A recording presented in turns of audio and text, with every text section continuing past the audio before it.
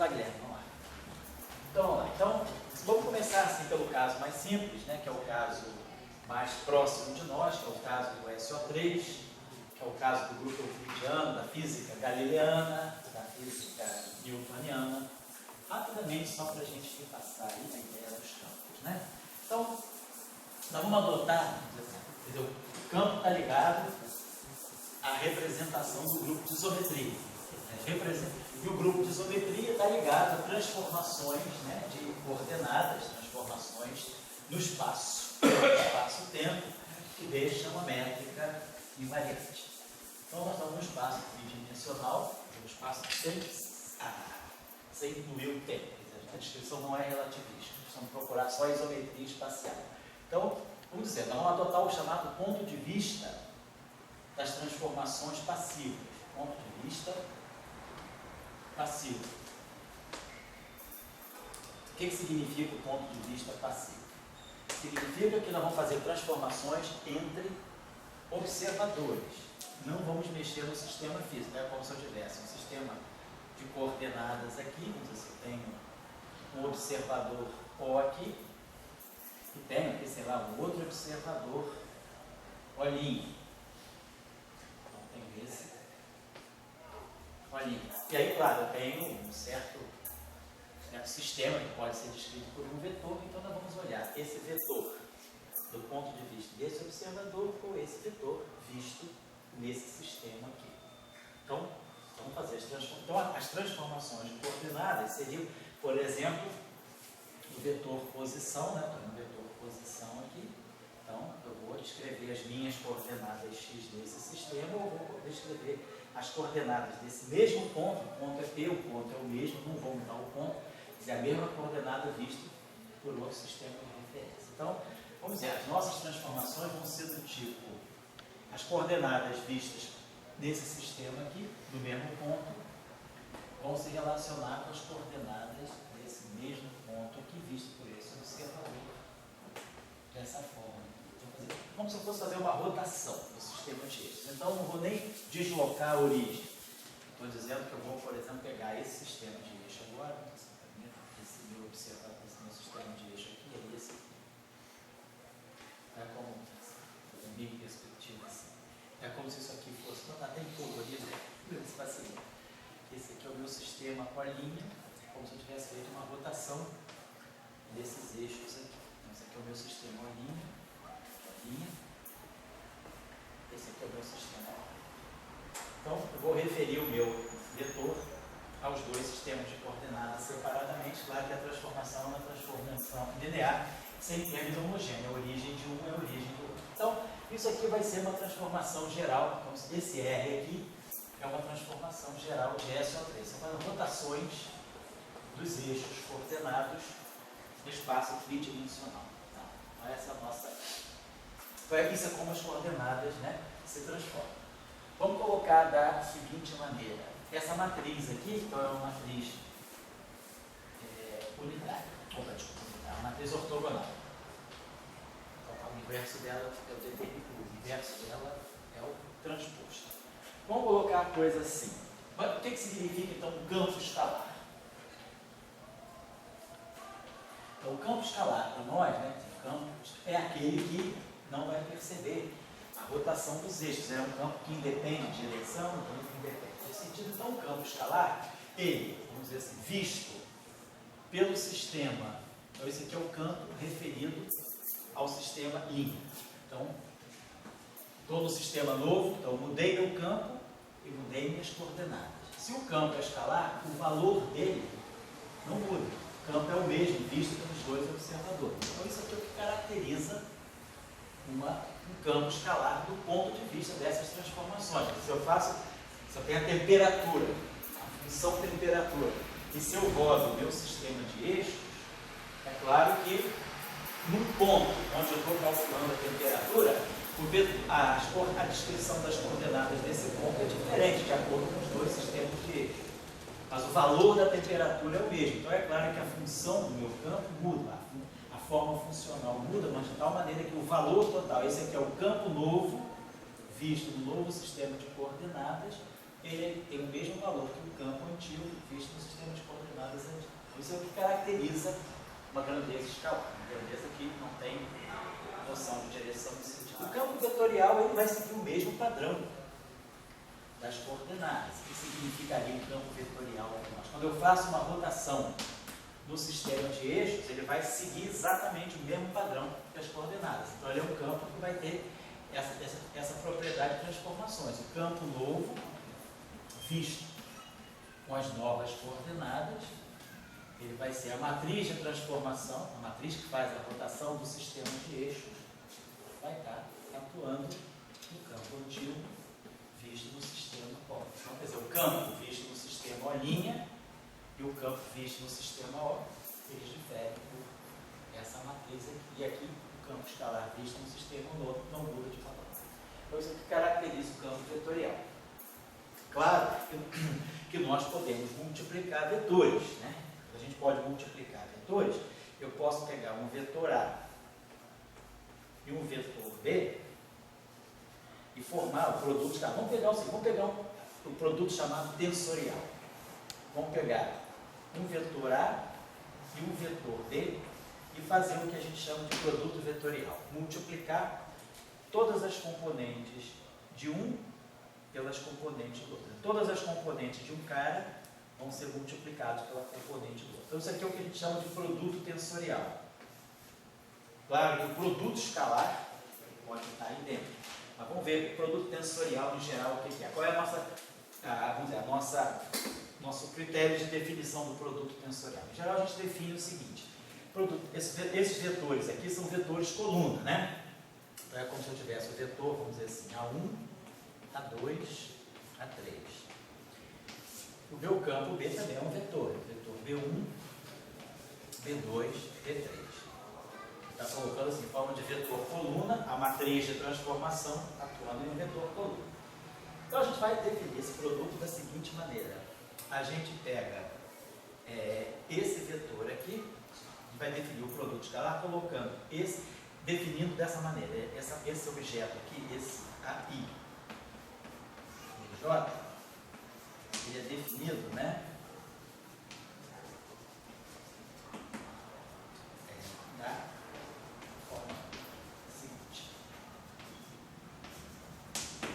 Vamos pegar o primeiro vetor transposto, pegar assim, A1, A2, A3, fazer o produto tensorial por B1, B2, B3. Isso significa o quê? Eu vou colocar esse vetor aqui em cima de cada componente desse. Vou formar uma matriz 3×3. Como a matriz 3×3 é formada? É uma definição. Poderia ser feito de outro modo. Define assim. Pega o primeiro vetor, coloca ele na forma transposta, na forma de vetor linha, e pega o segundo vetor, que é o vetor coluna, e multiplica cada componente do vetor linha por todas as componentes desse aqui. Então, é claro, eu vou formar aqui uma matriz 3×3. Deixa eu escrever assim para não ter problema. Então, nós vamos fazer o seguinte. Esse cara aqui vai ficar, então, eu vou ter A1B1, A1B2 e A1B3. Depois eu vou colocar esse aqui, A2B1, A2B2 e A2B3. E depois eu vou colocar aqui A3B1, 3B2. Estou colocando isso porque vai ser uma maneira, eu acho que é mais fácil de definir o campo tensorial, depois a gente pode prescindir disso. Mas eu estou colocando o produto tensorial desse modo. Esse vetor aqui está aqui, esse vetor vem para cá e esse vetor vem para cá. Então, quando a gente formar esse produto vetorial, o que a gente está observando é que as linhas dessa matriz, que é o produto tensorial, elas são dadas pelas componentes do vetor. B1, B2, B3, B1, B2, B3, B1, B2, B3. E as colunas são fixadas por esse aqui. Então, eu poderia imaginar, né, que isso aqui é uma matriz, eu posso chamar de tensor, vou chamar essa matriz aqui, é uma matriz TIJ, vamos colocar assim, onde a linha I, linha 1, linha 2, linha 3, a linha I é dada pelas componentes de B. Então, eu posso dizer que isso aqui seria o seguinte, isso aqui seria a JDI. Se eu quiser, por exemplo, pegar o elemento 2, 3, T2, 3, linha 2, coluna 3. Linha 2, coluna 3, ó, é o A3, V2. Porque a gente está vendo que o segundo vetor é que está dando a linha. B1, B2, B3, B1, B2, B3. E o primeiro vetor, que é o que ficou transposto aqui deitado, ele está definindo a coluna. A1, A1, A1, A2, A2, A2. Então, o elemento T e J, ele é tal que a linha I, ela vem da componente do B. Então, a linha I, a matriz T, se eu pegar, sei lá, o T1, 3, então eu teria que pegar a linha 1, então vai ficar seria o A3, linha 1, coluna 3. Está claro o sistema? Está claro a nossa definição. Nós estamos definindo um produto tensorial de dois vetores. Né? De dois vetores, assim, a gente mantém o primeiro em forma transposta, vetor linha, e o segundo em forma de vetor coluna, e coloca sempre o segundo dentro do primeiro. Então, e aí, o que vamos observar? Vamos fechar isso aqui assim, colocar. J, então, a linha é a linha I, ela vai ter a componente BI, então vai ficar JBI.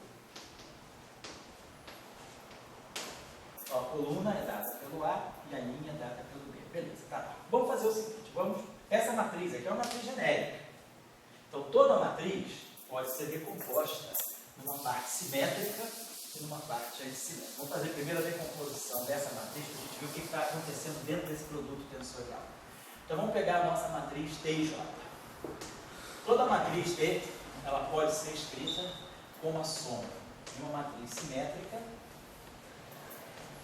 com uma matriz antissimétrica, todas construídas a partir dela. Eu somei e subtraí essa grandeza aqui. Essa primeira matriz aqui tem essa propriedade. Se eu chamar essa matriz aqui de S e essa matriz aqui de... Não tem confusão aí. Vou chamar essa matriz aqui eu chamei T, vou chamar de U. Então o que a gente está vendo é que S transposto é igual a S. E U transposta é igual a menos U. Usando a propriedade do transposto ao objeto. Então essa matriz aqui é a matriz simétrica, construída a partir de T, vamos dizer, a componente simétrica de T, e essa aqui é a componente antissimétrica de T. Então o que a gente está dizendo aqui, na verdade, é isso aqui, a matriz T, o elemento de matriz T e J, ele pode ser escrito assim, T e J, mais TJI sobre 2,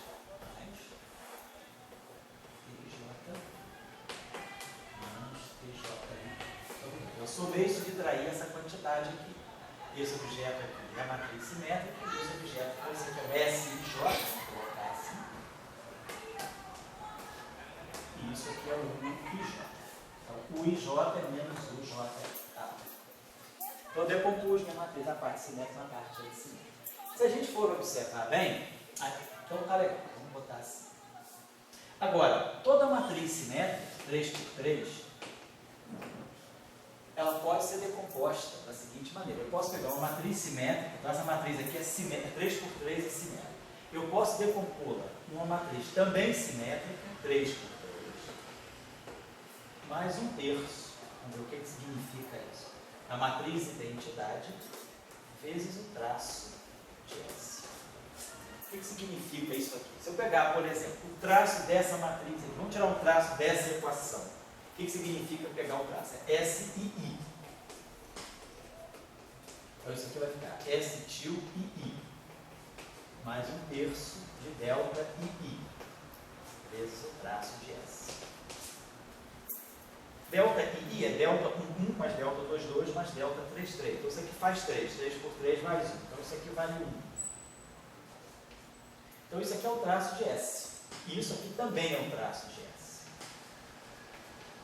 Então esse cara cancela esse e o S til tem traço 0. Então a gente pode sempre escrever uma matriz, 3 por 3, desse modo. Uma matriz simétrica de traço nulo, mais o seu traço separadamente, proporcional à identidade. Porque a gente, se a gente pegasse o caso 2 por 2, no fundo a gente está dizendo, vamos pegar uma matriz simétrica 2 por 2, só para não ficar enchendo com 3 por 3. Uma matriz simétrica 2 por 2. Alfa, beta, beta, gama. eu posso escrever essa matriz assim. O traço dela é alfa mais gama. Então vamos dizer que eu escrevo assim, isso aqui é um meio de alfa mais gama. Que agora o n igual a, vou botar um meio, né, do traço. Mas, agora quem que eu vou colocar aqui?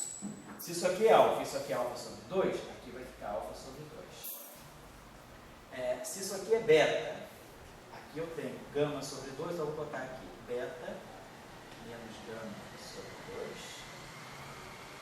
Beta menos gama sobre 2. O que é esse tio? Oi? O que é esse tio? É uma matriz simétrica, é o que eu estou construindo agora, é uma matriz simétrica de traço duplo. Olha só, pega essa matriz aqui, é 2 por 2. Tá? Vou pegar aqui, isso aqui é menos gama sobre 2. É só um errinho aqui só. Mais um meio, né? Esqueci de botar aqui. Isso aqui é um meio, perdão, de alfa mais gama, vezes a matriz identidade. 1, 0, 0, 1. E mais essa matriz aqui. Então, estou botando aqui, isso aqui vale alfa sobre 2. Tá? Isso aqui é a matriz gama. Né? Quero colocar aqui, essa matriz aqui vai ter traço 0. Quero que essa matriz aqui tenha traço 0. Então, soma 1. Então, é o seguinte, para ter traço 0, eu vou botar. Então, estou escrevendo essa matriz aqui assim. Isso aqui, no primeiro elemento aqui, então aqui vai ter, perdão, aqui vai ter que ser alfa menos gama sobre 2. Peraí. Esse aqui vai ser gama menos alfa sobre 2. O que eu estou querendo dizer é o seguinte, pega essa matriz que está aqui, alfa, beta, beta. Se eu colocar o traço dela vezes a identidade dela, se eu somar essa matriz com essa, observa, aqui vai ficar alfa sobre 2 mais alfa sobre 2, gama sobre 2 menos gama sobre 2. Então, alfa sobre 2 com alfa sobre 2 dá alfa. Quando eu colocar essa matriz aqui, aqui vai estar dando 0. Então, aqui é beta. Aqui está dando 0. Então, aqui é beta. Então, se eu somar isso com isso, beta fica no lugar certo, beta fica no lugar certo. E se eu somar isso com isso, olha, cara, alfa sobre 2, tu vai cancelar com esse alfa sobre 2. E esse gama sobre 2, tu vai se somar com esse gama sobre 2 e vai dar esse gama.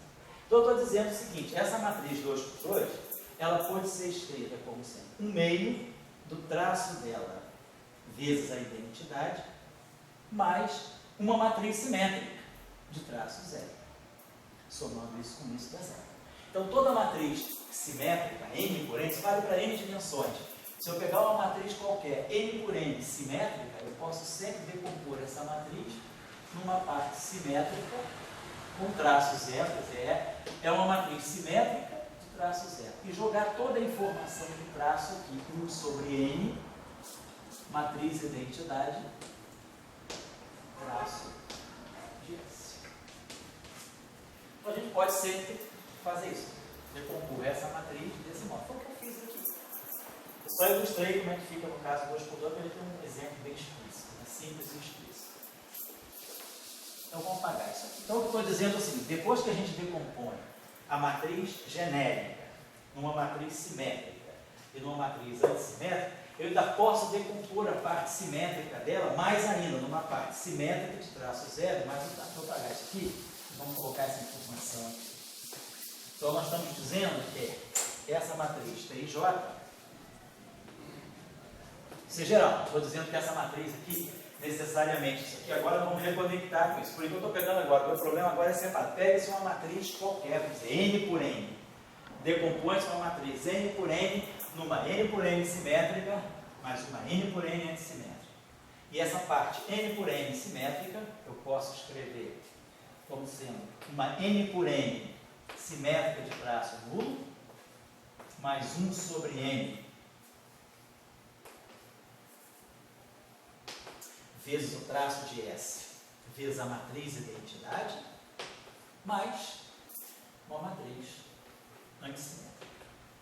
Então, toda a informação está aqui. Porque, olha só, essa matriz aqui é uma matriz genérica n por n. Então, ela tem n2 elementos. Essa matriz aqui é identidade. Ela só tem um elemento. Tudo igual na diagonal. Traço de S, traço de... Então, aqui eu tenho um elemento.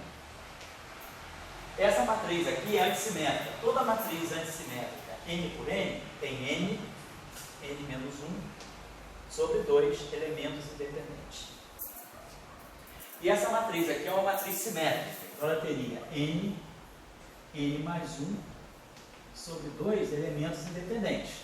Toda matriz simétrica tem n mais 1 sobre 2. Só que ela tem traço zero. Se ela tem traço zero, eu estou tirando uma informação, porque o traço dela é zero. Então, se eu somar esse lado aqui, dá n2 mais n sobre 2 menos 1. Esse menos 1 cancela esse menos 1, mais 1. E aqui vai ficar n2 sobre 2, n2 sobre 2. Dá n2. Aqui fica mais n e aqui fica menos n. Tá certo? Então, simplesmente eu estou realocando. Os n2 elementos dessa matriz, eles se distribuem assim. n mais 1 sobre 2 menos 1 moram nessa matriz. O traço dela fica totalmente aqui. E a parte antissimétrica está totalmente alocada. Então, n menos 1 sobre 2 elementos vem para cá. Então, eu posso sempre decompor uma matriz n por n dessa forma. Muito bem. Então, eu estou colocando aqui. Vamos ver o que isso significa nesse caso aqui. Então, deixa eu apagar isso aqui. Então, isso aqui é geral. Vamos pegar agora a nossa matriz T agora, é aquela matriz lá. Deixa eu apagar isso aqui. Então, nós vamos ter. Nossa matriz T, ela tem essa estrutura aqui. TI, J. Então, eu vou ter a linha I é dada pelo elemento, isso aqui é a JB.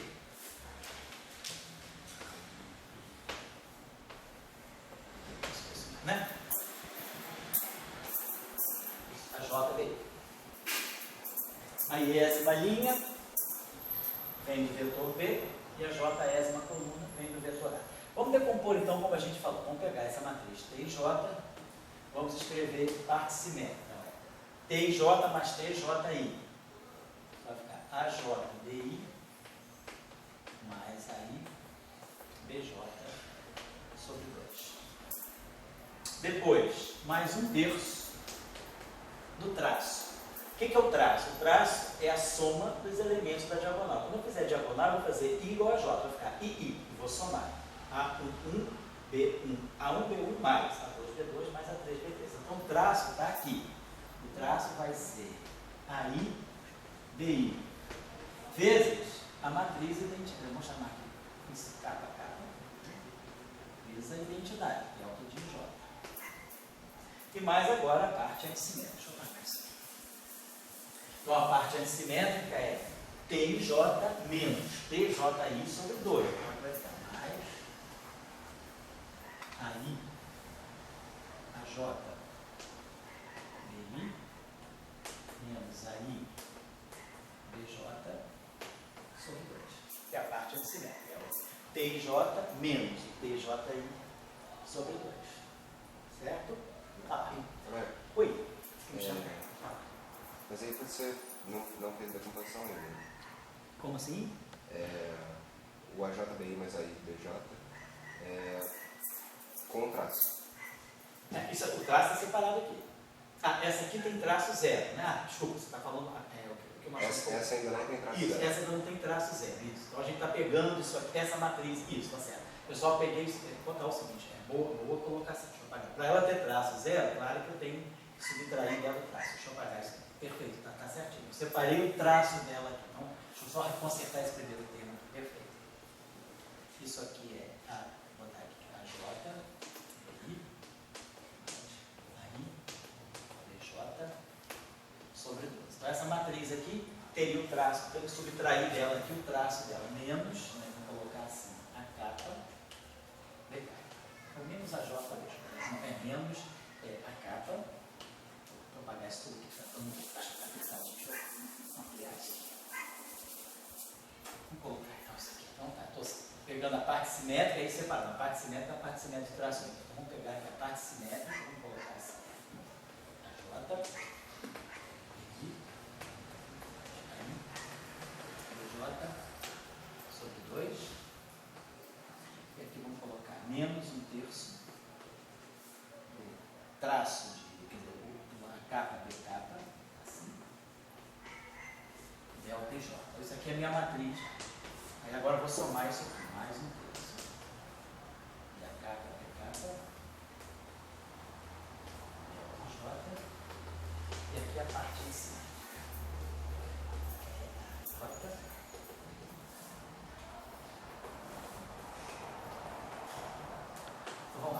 matriz aqui é simétrica, qual é o traço dela? O traço dela vai ficar AIBI mais AIBI sobre 2, então vai ficar AIBI. Quando eu pegar o traço aqui dá 3, 3 por 3 dá 1, vai ficar menos a capa BK. Só que, claro, esse índice aqui é um índice saturado, então faz chamar de capa ou de I. Então tá legal. Então, essa matriz aqui é simétrica e tem traço zero.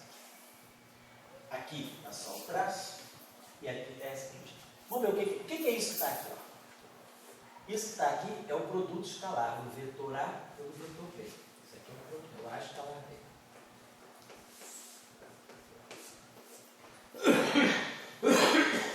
Isso que está aqui, ó. A JBI menos a IBJ. Eu posso só simplesmente botar esse sinal menos aqui, aí boto um mais aqui e um menos aqui. Então eu vou escrever isso aqui como sendo a IBJ menos a JBI sobre 2. Só para botar na ordem certinho. Isso vai ficar menos a IBJ menos a JBI sobre 2. Isso que está aqui, a gente pode. O que é isso aqui para nós? Olha só. Isso aqui seria A1, B2 menos A2, B8. A1, A2, B3 menos A3, B2. Pegar I igual a 1, J igual a 2. Depois I igual a 2, J igual a 3. Depois I igual a 3, J igual a 1. Isso aqui que eu posso escrever como sendo nada mais, nada menos do que o epsilon de leve típica, epsilon IJ, e o produto vetorial A vetor B, componente K. Olha só, se eu pegar o elemento 1, 2, isso aqui vai dar a componente 3 do produto vetorial, que é 1, B2 menos A2, B1. Se eu pegar aqui o elemento 2, 3, aqui vai ficar 1. O elemento do produto vetorial que é Y, Z, Z e assim vai. Então, o que a gente está observando é que o produto vetorial mora aqui. Então, o produto tensorial de dois vetores, ele generaliza, ele é um produto muito mais abrangente, que envolve tanto o produto escalar, onde que mora o produto escalar? O produto escalar nada mais é do que o traço da matriz que forma o produto tensorial. A1B1 mais A2B2 mais A3B3. O traço está aqui. Então, o traço nada mais é do que o produto escalar. Está aqui. E a componente, antes de eu pegar essa matriz agora, jogar a parte simétrica e a parte antissimétrica, a gente vai ver que a parte antissimétrica dessa matriz, o que vai ser a parte antissimétrica dessa matriz? É somar ela, ou seja, é subtrair essa matriz da sua transposta. Vamos só tirar a transposta dessa matriz. Isso a gente subtrai o transposto. Vamos escrever o transposto dessa matriz. Mantém-se a diagonal, claro. Só tirando o transposto dessa matriz. Que é isso que é aquele U é o quê? É T menos T transposto sobre 2. Então, estou construindo a nossa matriz U. Estou pegando T menos T transposto. Então, vou trocar esse com esse. Esse aqui vem para cá, menos. Vamos construir a transposta, depois eu boto o sinal mesmo. Vamos só transpor. A1, B2 e A2, B1. A1, B3 e A3, B1. Só transpondo essa matriz. E aí, trocando esse com esse. A2, B3 e A3, B2.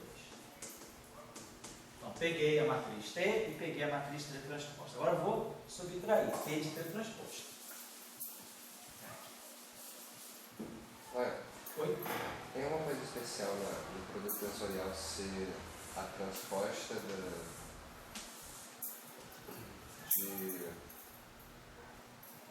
do produto matricial de A com B transposto? Isso, tem. Vamos elaborar, vamos concluir isso aqui para a gente ver o que você está falando. Então, quando eu agora subtrair essa matriz menos essa, claro que a diagonal vai toda se anular. Vai ficar isso menos isso, só a diagonal. Estou pegando agora T menos T transposto sobre 12. Então, T menos T transposto sobre 2. Aí, quando eu pegar Então vai ficar A2B1 menos A1B2. A2B1 menos A1B2. Só subtraindo. E aí agora, essa menos essa. A1B2 menos A2B1. Aí agora, essa menos essa. A3B1 menos A1B3.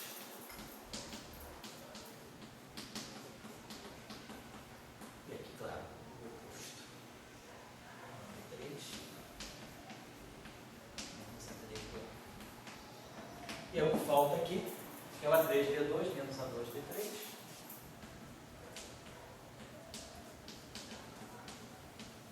E aqui o contrário, A2B3 menos A3B2. Então tá, essa matriz aqui antissimétrica é diagonal é toda zero, esse é menos esse é menos esse é menos esse. Quem é esse elemento que está aqui? Ó? Esse elemento que está aqui é menos A1B2 menos, então eu posso escrever esse elemento, essa matriz assim. Então agora eu vou organizar. Que é 0, 0, 0. Esse elemento que está aqui, ó, isso que está aqui é a componente 3 do produto vetorial entre A e B. Isso aqui é A, vetorial B, componente 3. É A1B2 menos A2B1. E aqui é menos A, vetorial B, componente 3. Esse cara aqui é A2, vou pegar isso aqui. A3B1 menos A1B3. Isso aqui é a vetor B, componente 2. É A3B1 menos A1B3. E aqui é menos A vetor B, componente 2. E aqui é A vetor B, componente 1. E aqui é menos A vetor B, componente 1. Então, o que a gente está observando é que essa matriz que você está falando, que é a parte antissimétrica, ela contém entre os seus elementos justamente as componentes do produto vetorial aqui. O A vetor B componente 1, o A vetor B componente 2 e o A vetor B componente 3. E essa matriz está com a seguinte estrutura. O elemento, vamos pensar, que o elemento IJ dela vai ser epsilon I JK menos epsilon JK A vetor B componente tal. Se eu pegar o elemento 1, 2, que é esse elemento aqui, vai ficar menos epsilon 1, 2, 3, A vetor B componente 3. Se eu pegar esse elemento aqui, que é o elemento 1, 3, é 1, 3, 2, é menos 1, então fica mais 1, A vetor B componente 2. Então, essa matriz, justamente, ela é em 3 dimensões, né? Ela é, a construção dela me leva a que o produto tensorial esteja localizado na parte assimétrica. Certo? Então, a gente viu, né, esse produto tensorial, ele generaliza, ele me dá o produto escalar na diagonal, o produto vetorial fica totalmente colocado na parte antissimétrica da matriz, e aqui é o que a gente chama do produto tensorial propriamente dito, a parte simétrica e de traço nulo do produto tensorial. Então isso aqui eu posso fazer 3 produtos com 2 vetores. O produto escalar dá um número, dá um escalar. O produto vetorial dá um vetor. E o produto tensorial dá uma matriz simétrica, 3 por 3, simétrica de traço nulo. Então são os 3 produtos que eu posso fazer com 2 vetores. A questão é como esses objetos reagem por rotação. Então, a pergunta é, será que quando eu faço uma rotação, como é que esses 3 objetos... Não, pode falar. Eu não sei se eu me perdi, mas por que aquele primeiro parente é o produto tensorial? Porque... Eu me perdi o seu raciocínio. Não, é simples, é pelo seguinte. O primeiro pedaço, ele te dá genuinamente uma matriz 3x3. Está tudo dentro de uma matriz 3x3. Aqui, o que você tem aqui? O que você tem aqui é uma matriz 3x3 também, antissimétrica. Mas pega 3 dimensões, vamos voltar lá no tridimensional. Pega uma matriz antissimétrica 3x3. Ela é 0, alfa, beta. Menos alfa, menos beta. 0, gama, menos gama, 0. Então, uma matriz simétrica 3 por 3, ela depende de 3 números. Então, será que ela não seria equivalente a um vetor? Então, a gente pode pensar o seguinte, ó, se eu pegar essa matriz aqui, como é que está a característica dela? Eu posso pegar essa matriz aqui, que eu vou chamar, sei lá, de matriz antissimétrica, vou chamar essa matriz aqui de uma matriz B. Essa matriz B tem essa estrutura. O que eu posso observar? Que o meu elemento B12 é um alfa. O meu elemento B13 é um beta.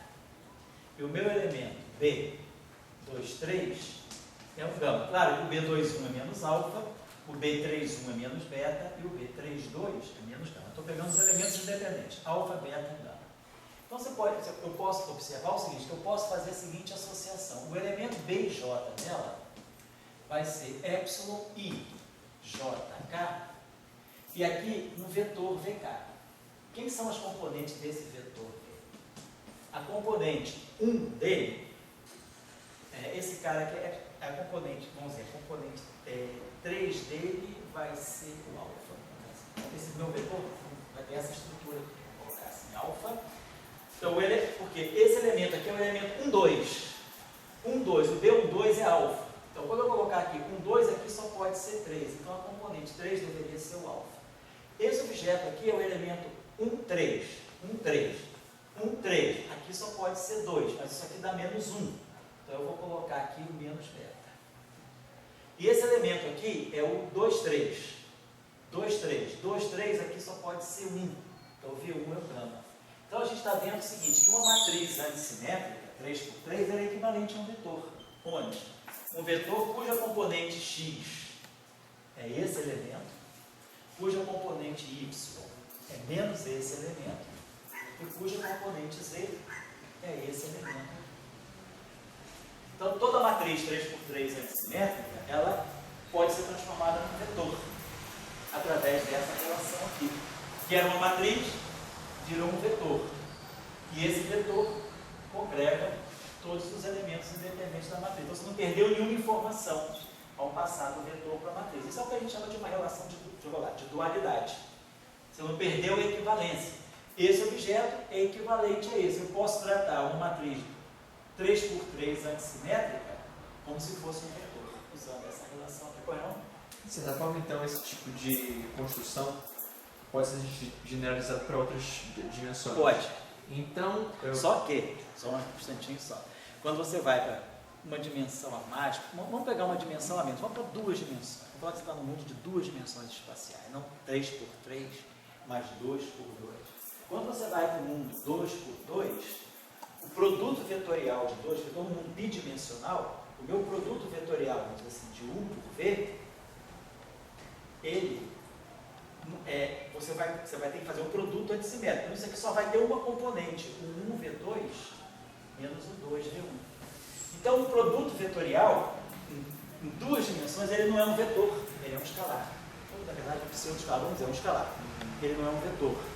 Então, se eu fizer o mesmo exercício em 2 dimensões, mas o que é uma matriz antissimétrica 2 por 2? Ela é alfa, se ela é antissimétrica, ela é 0, alfa, menos alfa, 0. Então, toda matriz antissimétrica 2 por 2, ela é equivalente a um escalar, ela só depende de um elemento, que é esse objeto aqui. Então, o produto vetorial em 2 dimensões é um número, é um vetor, é um escalar, não é mais um vetor. Então, por isso que aqui eu perdi essa relação. A minha relação de dualidade agora é outra, quer dizer, uma matriz antissimétrica 2 por 2, que eu posso chamar de B e J, ela é o epsilon IJ vezes um escalar. Ó. Epsilon 1, 0. Epsilon 2 é o B12, que é o alfa. B21 é o epsilon 21, que é menos 1, que é menos alfa, isso aqui é 0. Então, uma matriz antissimétrica 2 por 2, ela é equivalente a um escalar. Ela é dual de um escalar. Toda a informação dela está no escalar. Quer dizer, ela é um escalar disfarçado de matriz. Tá. Então, isso aí no caso, nesse caso assim, seria então possível, por exemplo, a gente ter uma teoria de algum tipo de campo, onde nós poderíamos analisar ele das 3 fórmulas e assim separar a teoria de uma parte escalar, outra É o que nós vamos ter que vetorial. fazer. Ok, então, mas também ao mesmo tempo no caminho inverso pode ser que a gente tem uma teoria que a gente acredita ser vetorial Sim. e na verdade ela também tem uma parte Pode ser. Pode acontecer fazer o que caminho inverso e descobrir. pode ser que aquilo que você pensa que é um vetor, na verdade, é parte de uma matriz muito Isso. mais ampla.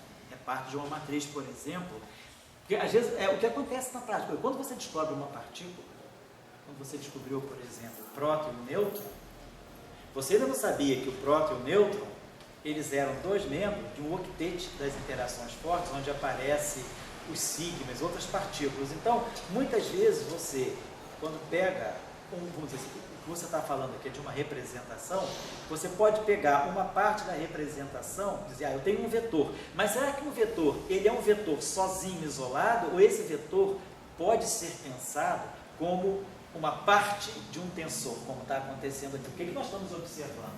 E, na verdade, um vetor que mora aqui, que é esse produto vetorial, esse vetor, ele simplesmente é parte de uma estrutura mais ampla, que é um tensor de rank 2. Então, é isso que nós chamamos de representações irredutíveis dentro de uma representação maior. Então, essa representação aqui, ela é redutível. Por quê? Porque ela pode ser quebrada em 3 objetos mais simples, 3 objetos mínimos, né? Essa aqui é uma matriz simétrica de traço nulo, que é uma matriz simétrica pode ter de menos elementos. Aqui é um produto escalar, então isso aqui é um escalar, e isso aqui é um vetor. Então, dentro de um tensor simétrico de rank 2, você encontra um escalar, você encontra um vetor e você encontra um tensor. Essa matriz aqui, ó, é uma matriz simétrica 3 por 3, mas com traço nulo. Então, ela tem 5 elementos. Se ela fosse simétrica, 3 por 3, simétrica normal, ela tem 6 elementos. Mas como o traço dela é simétrico, eu reduzi uma componente. O que é uma matriz simétrica de traço nulo? 3 por 3 é alfa, beta, gama. Beta, gama. Delta, epsilon. Aqui seria um zero, ela teria 6 elementos, mas como ela tem traço nulo, esse objeto aqui tem que ser menos alfa menos delta sobre 2, para dar traço zero. Então essa matriz, ela depende de 5 elementos. Alfa, delta estão aqui. Beta, gama e epsilon. Então é uma matriz simétrica 3 por 3 de traço zero. Se ela não tivesse traço zero, perfeito. Ela teria 6 elementos. Mas como o traço dela é zero, esse objeto aqui é obrigado a ser menos alfa menos delta. Tem aquele sobretudo, menos alfa menos delta. Então eu tenho, quantos elementos eu tenho? Alfa, beta, gama, delta e epsilon. Acabou, 5 elementos. Essa matriz aqui é identidade, mas ela é múltipla de um escalar. Tem um escalar aqui. E aqui é um vetor. Então aqui tem um elemento. E aqui eu tenho 3 elementos. Eu tenho 3 componentes de um vetor. Tem 3 elementos independentes. Esse. Essa matriz 3 por 3, antissimétrica, ela tem 3 elementos. Então olha só. Aqui eu teria 3 vezes 3, 9. A matriz total tem 9 elementos. 5 elementos moram na parte simétrica de traço nulo. Um elemento mora na diagonal. E 3 elementos moram na parte antissimétrica. Se você conecta com a álgebra dos spins na mecânica quântica, um spin 0, quer dizer, se você pega um spin S, todo spin S ele tem 2S mais uma componente, 2S mais um estado de polarização, vamos dizer assim. Então, se S é 0, eu tenho 1. Então, essa parte aqui, ela só tem um elemento, ela vai corresponder, vou colocar aqui, a um spin 0. Essa parte aqui tem 3 elementos. S igual a 1, fica 2 mais 1, 3. Então, isso aqui corresponderia a spin 1. E essa parte aqui tem 5 elementos. 2 vezes 2, 4, com 1, 5. Então, isso aqui teria spin 2. Então, o que eu estou dizendo, na prática, é o seguinte. Se você pegar um tensor simétrico de rank 2, dentro dele moram 3 tipos de objetos distintos. Que, do ponto de vista da mecânica quântica, por exemplo, são 3 representações distintas. Aqui mora um objeto que tem spin 0, aqui mora um objeto que tem spin 1, que é um vetor, e aqui mora um objeto que tem spin 2. É como se eu tivesse assim, o bóson de Higgs, que é um escalar, o fóton, que é um vetor, e o gráviton, que é um tensor, com spin 2. Então, é isso que a gente chama de decompor um tensor. Um tensor, ele pode ter componentes que não se misturam do ponto de vista da rotação, que nós vamos ver agora. Por exemplo, se eu fizer uma rotação, como é que esse vetor se transforma? Como é que essa matriz se transforma? Então, vamos lembrar. Eu estou só trabalhando, isso é um pouquinho assim, meio até confuso de explicar, mas depois eu vou repassar as ideias, né? Porque entendendo esse caso da formação do tensor, os demais saem facilmente. Eu estou então mostrando isso. A partir de dois vetores, nós podemos construir um objeto mais geral a partir desses dois vetores, que é um tensor. E aí esse tensor vai ter eu vou poder separar dentro dele subestruturas diferentes. Mas agora, eu tenho que mostrar que realmente elas são diferentes. Até aqui eu só usei palavras. Então, separei as coisas. Mas agora, como é que esses objetos reagem com uma rotação? Então vamos lembrar. Como é que um vetor se transforma em uma rotação? Nós temos visto lá a linha I, e capa a capa. É a propriedade de transformação. B' J, R, J, L, P. Então vamos ver, nós formamos esse tensor aqui, T e J. Quem era o nosso T e J?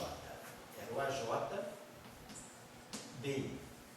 É assim que nós formamos, nosso produto tensorial. O segundo, né, a gente botou o A, a linha, e o B na coluna. Então o B aqui vai dar as linhas, ó, B e AJ. É o AJ, B, tanto faz, né? O que é importante é que esse cara que é o segundo, ele vai dar as linhas. E o primeiro, que é esse aqui, ele vai dar as colunas. O A dá as colunas. Então vamos escrever que é o nosso tensor. No outro sistema é a mesma coisa. T' e J vai ser a linha J, T' I. Mas agora vamos usar as propriedades de rotação. Quem é a linha J? A linha J é um R, J, capa, a capa.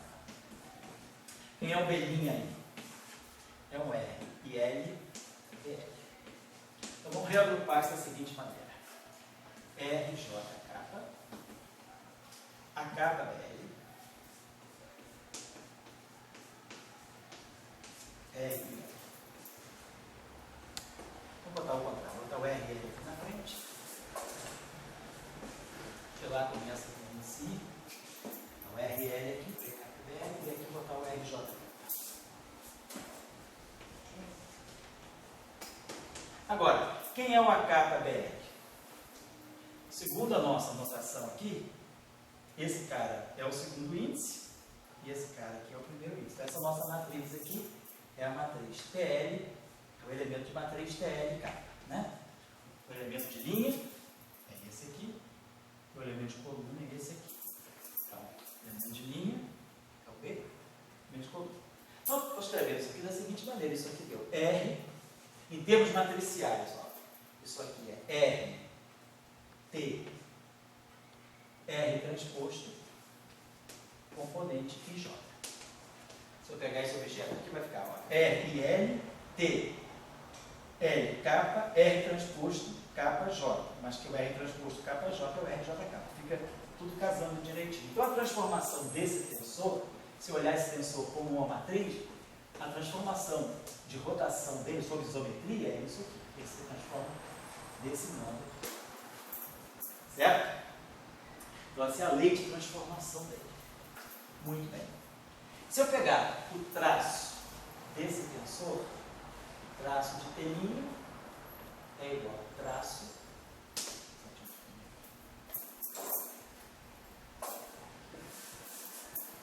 então, se eu pegar o traço de T' é igual ao traço de R, T, R transposto.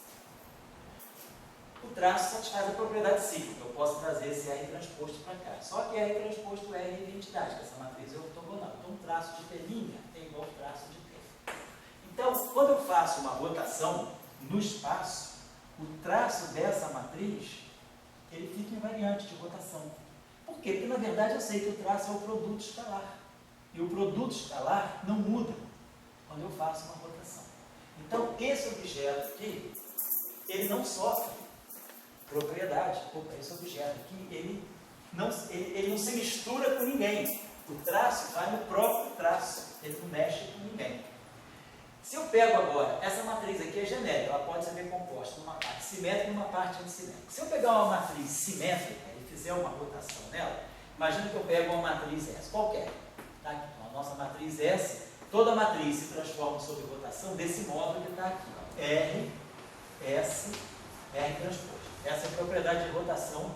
A propriedade de rotação de um vetor é essa. A propriedade de rotação de um escalar é essa. O escalar não muda. E a propriedade de rotação de uma matriz é essa. Quando eu rodo o meu sistema de eixos, uma matriz do meu espaço se transforma desse modo. Se eu tirar o transposto se essa matriz aqui é simétrica, vamos tirar o transposto dela. Essa linha transposto que é igual a essa linha. Vamos tirar o transposto disso aqui. R transposto é R. S transposto é S, que ela é simétrica por construção, e R transposto. Então, essa linha transposto é igual a essa linha.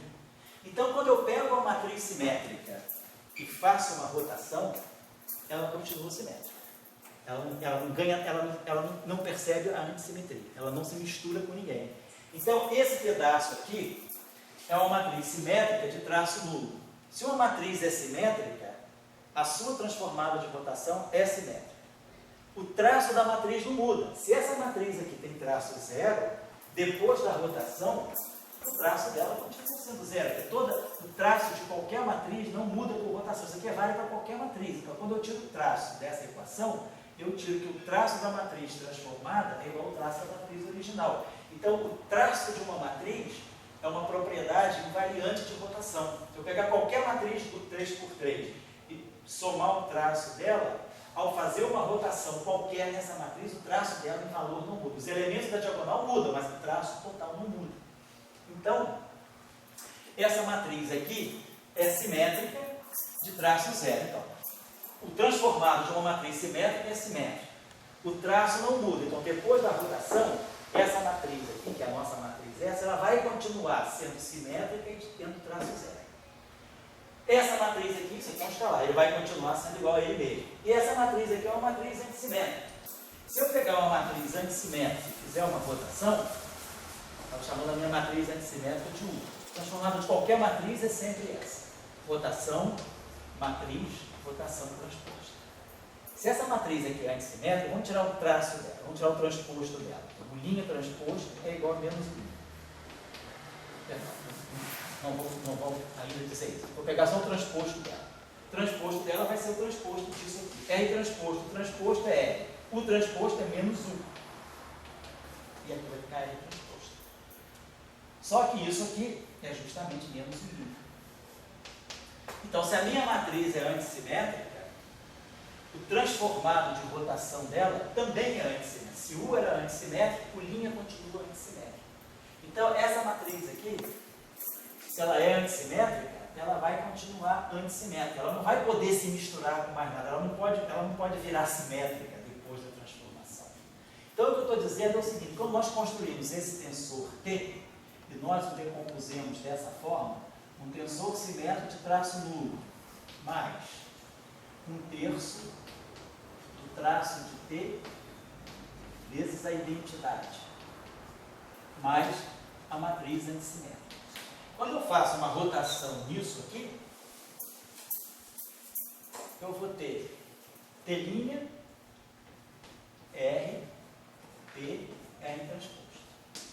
Então, R, essa tio, R transposto, essa matriz é simétrica. Então, ela vai continuar simétrica, ela vai ter traço nulo. Então, isso aqui vai ser uma matriz S', tio, que é simétrica e tem traço nulo. Essa matriz aqui, isso aqui vai continuar sendo 1/3, o traço não muda. Então, você vai ficar 1/3 do traço de T vezes a identidade. E aí, quando essa matriz bater aqui na identidade, ela reproduz a identidade. E aqui vai ficar uma matriz unínime. Então, essa matriz aqui e essa matriz aqui, elas são completamente imissíveis do ponto de vista da rotação. Essa matriz era simétrica, ela continua simétrica. Essa é antissimétrica, continua antissimétrica. Eu tenho 3 setores independentes aqui dentro, que não se misturam com rotação. Então, esse setor aqui é o setor com 5 elementos, é o spin 2. esse tensor aqui, esse setor aqui é o setor, um único elemento, que é o spin 0, e esse setor aqui é o setor de 3 elementos, que é o spin 1. Então, eu tenho 3 setores diferentes que, por rotação, não se misturam. Então, isso é uma representação redutível. Ela se reduz a 3 representações distintas que não se misturam por rotação. Isso aqui nunca se mistura com isso, porque isso aqui é uma matriz, isso aqui é um escalar, e isso aqui nunca se mistura com isso, porque isso aqui é uma matriz simétrica e isso aqui é uma matriz antissimétrica.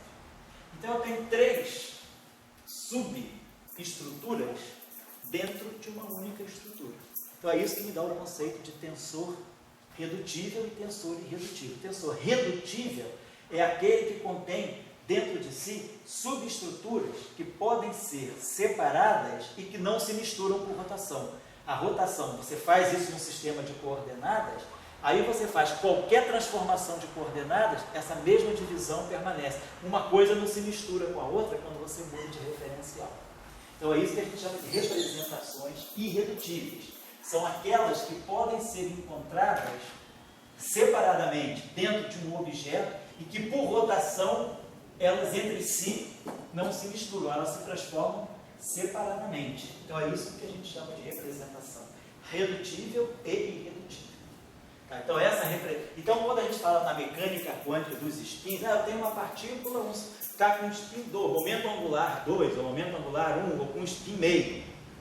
O que são esses objetos? São representações irredutíveis do grupo de rotação e que se não misturam entre si por uma transformação de rotação. Então, se eu pego uma partícula que tem spin 0 e mudo de referencial, ela continua com spin 0. Isso seria terrível se eu mudasse de referencial e eu mudasse o spin da partícula, porque isso é uma propriedade intrínseca da partícula. Então, se uma partícula é um vetor, se ela tem spin 1, ela vai ter spin 1 em qualquer sistema de coordenadas. Então, o spin é um conceito, a gente associa o spin às representações irredutíveis do grupo SO3. Mas a mecânica quântica só faz multiplicar por H cortado. A teoria de grupo me separa os spins e a mecânica quântica me dá a unidade de spin, que é o H cortado. Então, eu só estava dando esse exemplo para a gente pegar, então a gente começou com um campo vetorial e a partir do campo vetorial a gente construiu um campo tensorial de rank 2. Construiu um tensor de rank 2. E aí, esse tensor de rank 2, a gente viu que ele é muito amplo, porque ele pode conter, esse tensor de ordem 2, né? Então, quando eu peguei um tensor genérico 3×3, eu vi que ele se decompõe em 3 subestruturas. Ele tem aqui uma parte simétrica de traço 0, uma outra coisa que sai é o próprio traço dele, e a outra coisa que sai é a parte antissimétrica dele. Então, esse tensor ele se decompõe em 3 subestruturas. Então, quando eu vou fazer uma formulação de campo, eu tenho que ter certeza, será que eu preciso trabalhar com um tensor completo? Se eu quiser descrever um gráviton, que é onda gravitacional, a onda gravitacional tem spin 2. Então, certamente eu vou pegar isso aqui. Eu não vou precisar pegar um tensor de rank 2. Eu vou pegar um tensor simétrico de rank 2, um tensor simétrico de traço 0. Se eu quiser descrever um vetor, eu vou pegar isso aqui. E se eu quiser descrever o escalar, eu vou pegar isso aqui. Fala aí, o que você quer falar? O que garante para a gente que as representações que são invariantes em rotação não possuem sub-representações que também são invariantes em rotação? Não, então elas não seriam irredutíveis. Quer dizer, o que você mostra é que você tem que ver isso. Você tem que ver isso para cada representação. Então, pronto. Aqui eu falei, você falou, vamos dizer que eu pegue essa aqui. Será que essa aqui não tem nenhuma sub-representação dentro dela? É isso que você está dizendo, não é? Então, dentro de um vetor, que eu tenho dentro de um vetor, são 3 componentes. Um vetor tem 3 componentes, V1, V2, V3. Suponhamos que eu esteja num sistema de referência onde eu zere 2 componentes. Vamos dizer que eu estou num sistema de referência onde eu só tenho a componente Z. Então, esse meu vetor é 0, 0, V. Se eu fizer uma rotação em torno do eixo no plano XY, isso aqui não vai mudar. Mas se eu fizer uma rotação no plano XZ, vamos ver como é que a gente pode pagar isso aqui.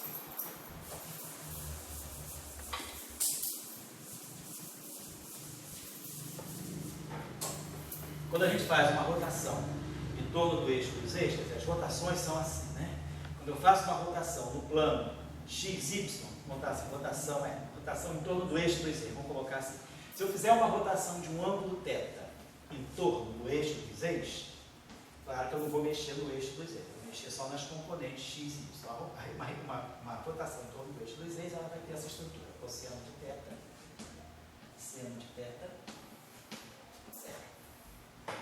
Menos seno de θ, cosseno de θ, zero. Zero, zero. Então, se eu faço uma rotação em torno do eixo dos eixos, eu não mudo a componente z, mas eu vou misturar a componente x e y, né, com uma rotação em torno do eixo dos eixos, vai misturar x com y, mas vai deixar o z intacto. Se eu fizer uma rotação em torno do eixo do x, uma rotação em torno do eixo do x, eu vou misturar y com z, então não vou tocar no x, vai ficar 1, 0, 0, 0, 0. Porque eu vou ter x, y com z, então vai ficar aqui cosseno com z, faço uma rotação de um ângulo alfa. Alfa, seno de alfa, seno de alfa, seno de alfa. Então isso aqui é uma rotação no plano YZ, portanto uma rotação em torno do eixo dos x. E se eu fizer uma rotação em torno do eixo dos y, quer dizer que eu faço uma rotação em torno do eixo dos y de um ângulo beta. Então se eu vou rodar em torno do eixo dos y, é claro que eu não vou mudar a coordenada y. Você vai ficar 0, 1, 0. Quando eu fizer a transformação aqui, quando essa matriz aqui, Rx de alfa, bater em cima de um vetor, V1, V2, V3, quando eu fizer essa transformação atuando aqui, a gente vai ver que essa matriz aqui, ela não vai tocar no V1. Quando essa matriz aqui atuar nesse vetor, ela vai dar V1, e aí vai misturar o V2 com o V3. Então é uma rotação. E aqui ela não vai mexer com Y, né? Mas aí aqui eu vou ter cosseno de beta, 0, menos seno de beta. Seno de beta, 0, cosseno de beta. Então essa matriz aqui, ela atuando em cima de um vetor, o papel que ela faz é transformar esse vetor segundo uma rotação em torno do eixo dos y. Tá? Então, por exemplo, se eu pegar aquele objeto lá, então aquele vetor, se eu fizer uma rotação em torno do eixo do x, por exemplo, então vamos dizer que eu vou pegar aquele vetor que é 0, 0, v, e fizer uma rotação dele, o que eu vou obter? Vai ficar 0, vai ficar seno de alfa vezes v, e aqui vai ficar cosseno de alfa vezes v. Então, se eu fizer uma rotação em torno do eixo do x, ele não tinha componente y. Ele agora vai aparecer como uma componente y. Então, a componente y foi gerada a partir da componente z. Se eu fizer uma rotação em torno do eixo do x, vou botar 0, 0, v.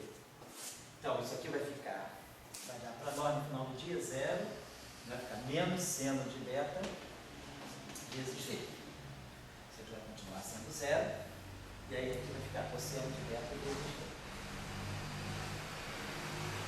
Então, por exemplo, esse vetor aqui, que não tinha componente x, se eu agora fizer uma rotação em torno do eixo dos y, eu vou gerar a componente z. Eu vou gerar a componente x a partir da componente z. Então, quando você começa a gerar componentes que não existiam a partir de uma única que existia, isso mostra que essas componentes estão todas interligadas. A partir de uma você pode gerar todas. Então é isso que te garante que você tem uma representação irredutível.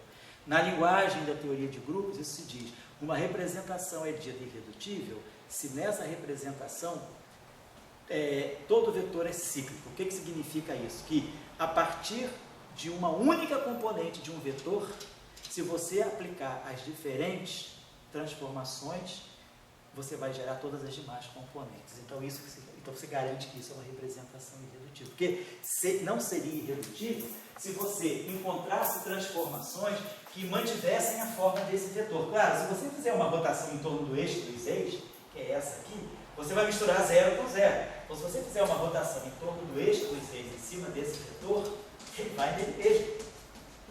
Então você poderia dizer, poxa, então esse vetor é uma representação redutível, porque ele não se mistura com nada. As componentes que não existiam continuam a não existir, mas isso só vale para um tipo de transformação. Se eu usar demais transformações, isso cai fora. Então é por isso que você dá uma representação redutível. Então, um conceito, né, no jargão da teoria de grupo, você diz que uma representação é irredutível se qualquer vetor, qualquer objeto dessa representação é cíclico, ou seja, a partir dele, a partir de um único vetor, você gera todos os vetores do espaço. Imagina que você está no espaço tridimensional, você só conhece o vetor Z. Se você aplicar qualquer transformação, todas as transformações possíveis de rotação, você vai gerar todos os vetores a partir dele. Então, por isso que essa representação é irredutível. Então, de um vetor, você não consegue... Porque muita gente tem um erro, eu já vi paper, não em física da nossa área, em outras áreas da física, eu já vi paper, autores, dizendo que a componente de um vetor é um escalar.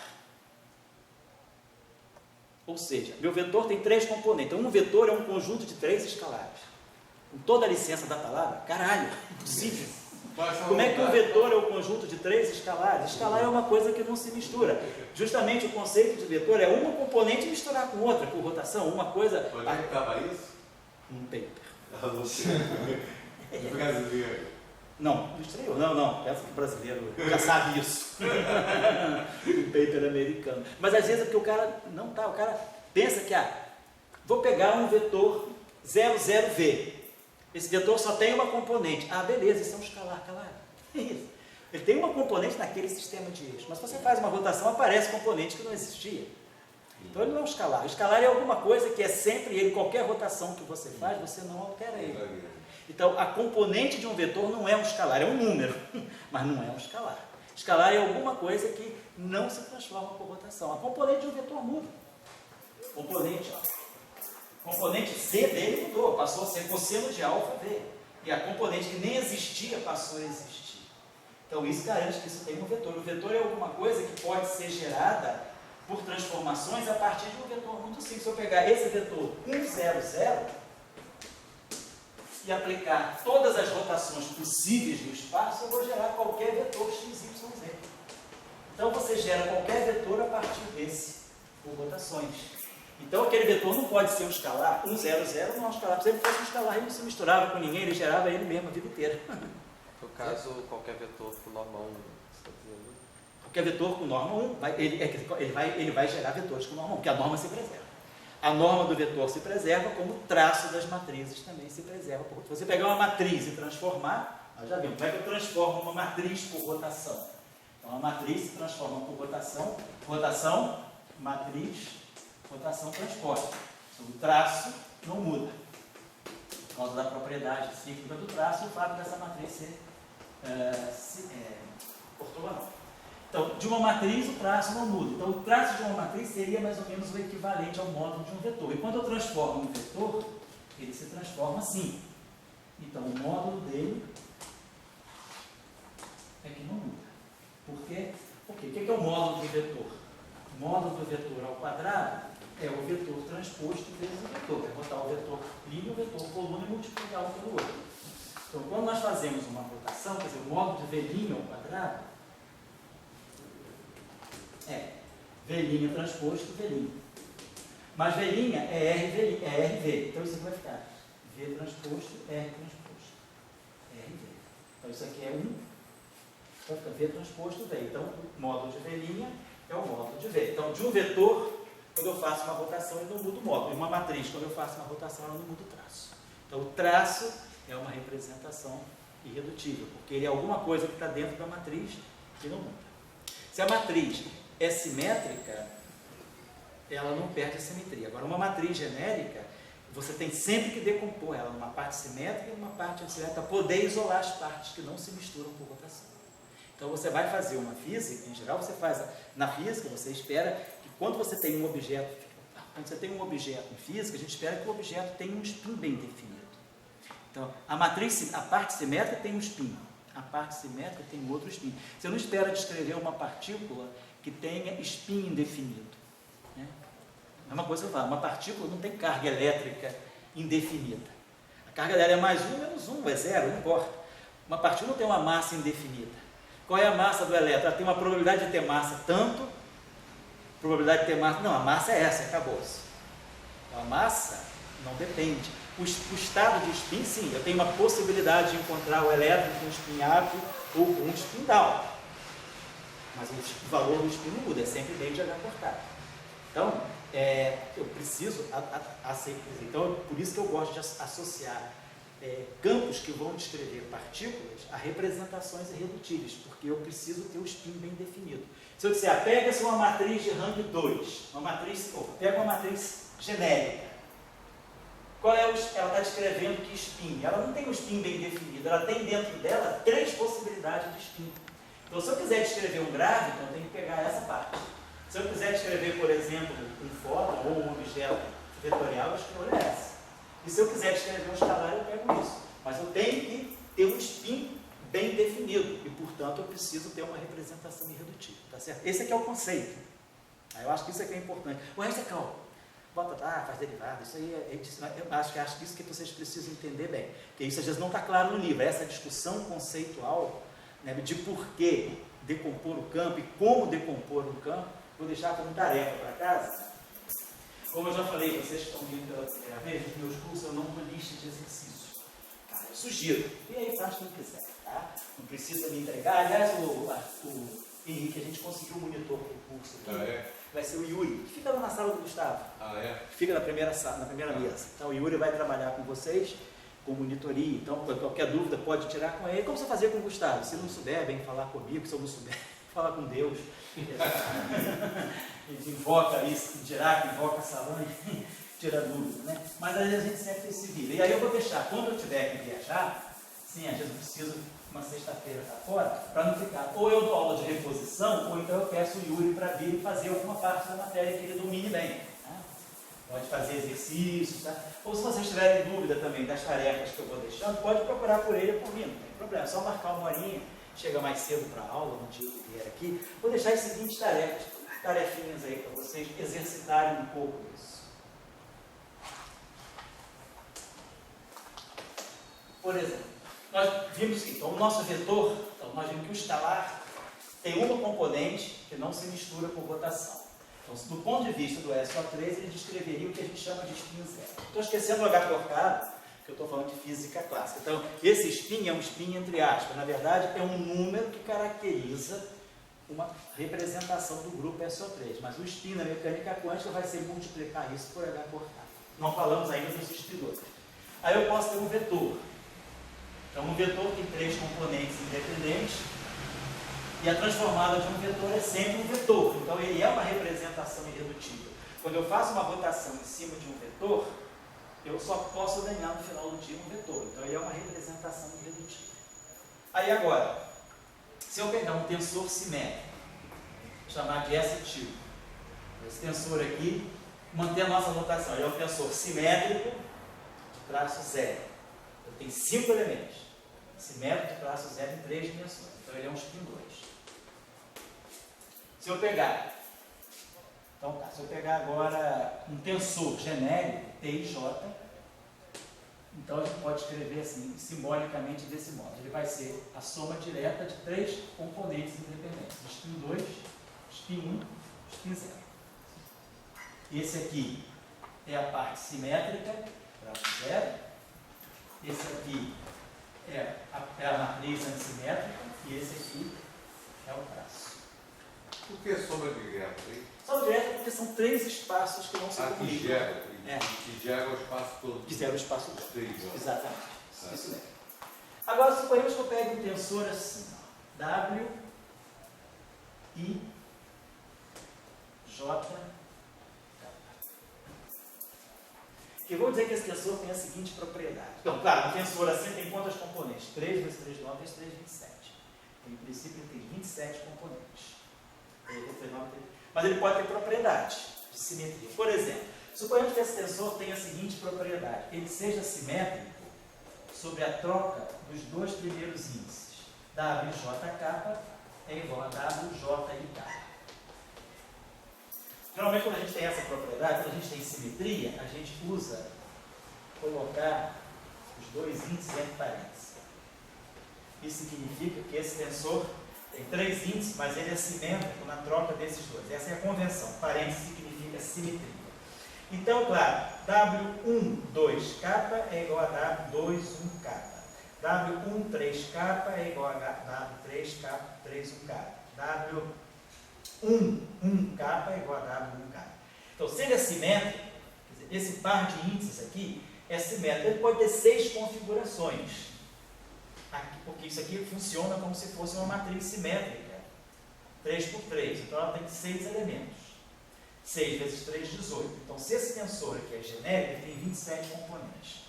Se eu imponho a propriedade de simetria, ele tem 18 componentes, porque aqui vão ser 6 configurações. Eu posso ter 1, 1, posso ter 2, 2, posso ter 3, 3. Depois eu posso ter 1, 2, que é a mesma coisa que o 2, 1. Posso ter 1, 3, que é a mesma coisa que o 3, 1, e posso ter 2, 3, que é a mesma coisa que o 3, 2. Então, isso aqui me dá 6 configurações desses dois índices, multiplicado por qualquer índice K, 1, 2, 3, então 6 vezes 3, 18. Se esse tensor é antissimétrico nos dois primeiros índices, vamos dizer assim, IJK é igual a menos JIK. Então, se ele é antissimétrico, normalmente a gente usa o colchetinho para representar a antissimetria. Então, é claro, se isso aqui é antissimétrico em J, é claro que aqui nunca vai poder ser 1, 1, nem 2, 2, nem 3, 3. Só vai poder ser 1, 2, que é menos 2, 1. 2, 3, que é menos 3, 2. E 3, 1, que é menos 1, 3. Então, vai ter 3 configurações. 3 vezes 3, 9.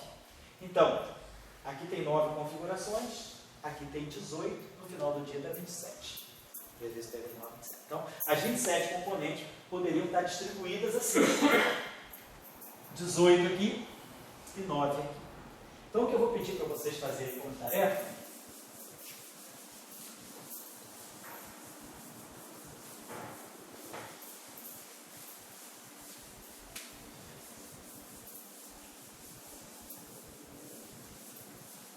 estou dizendo que é trivial, tá? Só dizendo que é uma tarefa que eu fiz como exercício, mas a gente pode discutir na próxima. Então, a tarefa seria a seguinte: identificar, ou nem identificar, mas vamos dizer assim, separar as componentes irredutíveis presentes nos seguintes tensores.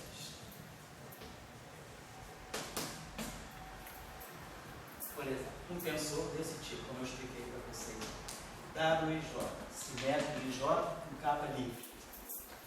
Ou um tensor assim, WIJK, isso significa que é antissimétrico de JK. Ou um tensor assim, MIJ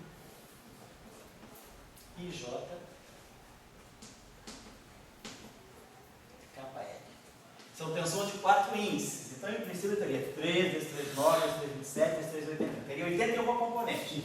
Mas agora eu vou estar reduzindo muito. Eu estou dizendo, as duas primeiras são antissimétricas. E as duas segundas são simétricas. Posso pegar esse tensor aqui, MIJ KL. Esse aqui já vai ter 36 componentes. 6 vezes 6, 36. E posso pegar esse aqui, MIJ KL. Então, o fato agora é que essas duas primeiras são antissimétricas e essas duas são antissimétricas. Então, esse aqui vai ter 3 vezes 3, 9. Esse cara aqui, então, tem 3 vezes 6, 18. Esse aqui tem 6 vezes 6, 36. E esse aqui tem 3 vezes 3, 9. E vamos pegar um ainda, vamos dizer que é o seguinte, vamos dizer que uma outra